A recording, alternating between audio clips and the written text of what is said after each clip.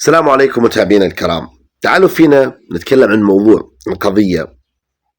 مهم جدا، وهو الدعم المادي في الدوري السعودي. أنا والله من بداية الموسم أتكلم إنه ما في تساوي في الدعم.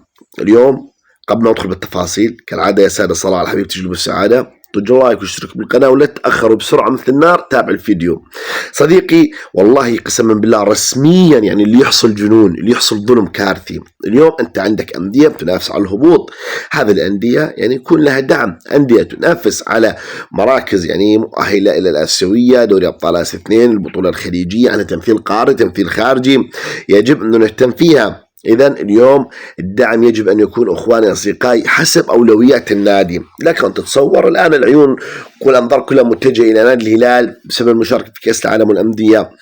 هناك صفقات من صندوق استثمارات، هناك صفقات من خزينة الداعمين في نادي الهلال، لكن الأهلي يظلم. رياض محرز يطالب، محمد المجحد يطالب، المدرب الأهلي يطالب، أغلب النجوم واللاعبين يطالبون. نعم يريدون العدالة. الآن الأهلي مقبل على بطولات قارية، وأهمها الدفاع عن لقب دوري أبطال آسيا والنخبة. نعم هذه حقيقة ما منهاش مهرب.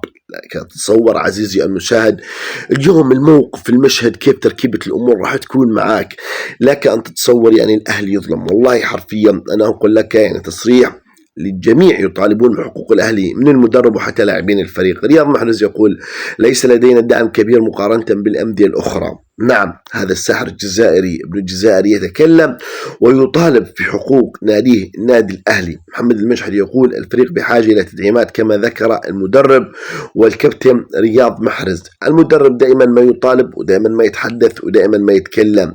لأنك أن تتصور أخواني أصدقائي اليوم الأهلاوية وجمهور الأهلي الآن مقبلين على كأس القارات في الموسم المقبل، الدفاع عن لقب دوري أبطال آسيا النخبة، منافسة على لقب الدوري ومنافسة على لقب الكأس، أمور كثيرة، خاصة أنه الجزائر رياض محرز وعد في الآسيوية وعد في الدوري. إذا هناك مسؤوليات ترتيبات كثير على النادي الأهلي. لكن اليوم عندما يكون ما في دعم وتبقى الأسماء مثل ما هي، تكون أمور صعبة. النادي الأهلي يحتاج إلى تدعيمات، يحتاج إلى سد ثغرات، يحتاج إلى ضخ دماء، تجديد الدماء. اليوم تحسين جودة اللعب المحلي، هذه أهم نقطة. لكن تتصور أنه الأهلي يعاني منها. أغلب اللاعبين والأسماء والخامات العالية نجدها محتكرة في ناديين 3 بالكثير. باقي الأندية كلها مظلومة، ما لها أي دعم بخصوص اللاعبين المحليين. إذا لكن تتصور أيضا عزيزي المشاهد اليوم بعض المراكز في النادي الأهلي تحتاج إلى تدعيمات، وكلنا نعرف إيش هي هذه المراكز. لا نريد أن ندخل في الموسم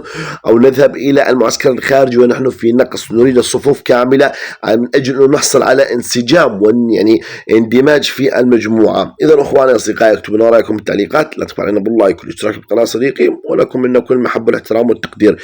اكتب لي بالكومنتات إذا تتوقع الأهلي مظلوم يحتاج دعم أم لا. وشكرا لك عزيزي المشاهد.